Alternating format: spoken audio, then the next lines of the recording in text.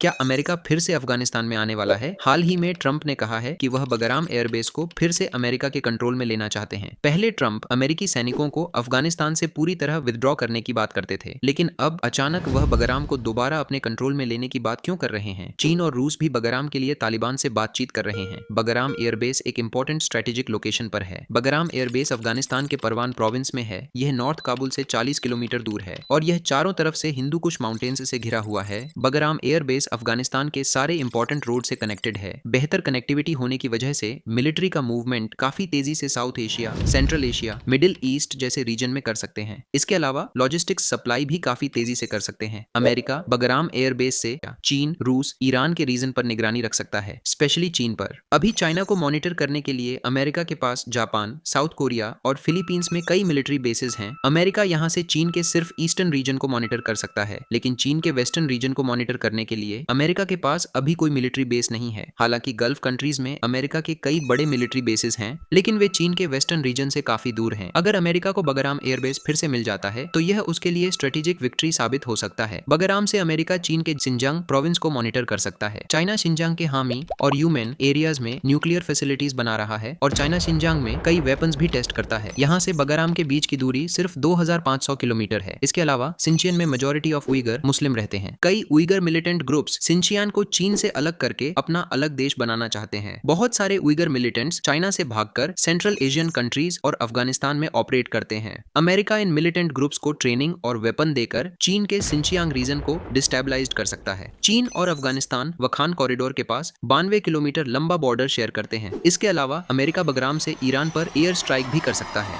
Tajikistan में India का एक एयरबेस है और चाइना का भी एक मिलिट्री बेस है। अब सवाल यह है कि अगर अमेरिका फिर से अफगानिस्तान में लौटता है तो इसका भारत पर क्या प्रभाव पड़ेगा। सबसे पहले अमेरिका और पाकिस्तान के बीच रिलेशन काफी मजबूत हो जाएगा, क्योंकि बगराम तक लॉजिस्टिक सप्लाई पहुंचाने के लिए अमेरिका पाकिस्तान के टेरिटरी का उपयोग करता है। पहले भी जब अमेरिका अफगानिस्तान में था तब भी हमने देखा है पाकिस्तान को इसके बदले अमेरिका से अरबों डॉलर और एडवांस मिलिट्री वेपन मिलता है। इससे पाकिस्तान और स्ट्रांग होगा और फिर से इंडिया में कोई मिस एडवेंचर करने की कोशिश करेगा। अगर बगराम एयरबेस के इतिहास पर नजर डालें, सबसे पहले बगराम एयरबेस को कोल्ड वॉर के दौरान सोवियत यूनियन ने बनवाया था। अमेरिका में 9/11 आतंकी हमले के बाद जब अमेरिका अफगानिस्तान आया तब बगराम को दुनिया के सबसे बड़े मिलिट्री एयरबेस के जैसे डेवलप किया। इसका total area more than 13 hectares है। यहाँ 2 बड़े रनवे हैं। पहला रनवे 3000 मीटर लंबा है, जिसे सोवियत यूनियन ने 1980 के दशक में बनाया था, और दूसरा रनवे 3600 मीटर लंबा है, जिसे अमेरिका ने 2006 में बनाया। यहाँ से बड़े आकार के cargo aircraft, military drone, bomber aircraft और फाइटर जेट्स उड़ान भर सकते हैं। बगराम एयरबेस में 100 से अधिक फाइटर जेट्स और करीब 10,000 सैनिकों को तैनात किया जा सकता है। यह एक मिलिट्री सिटी की तरह लगता है,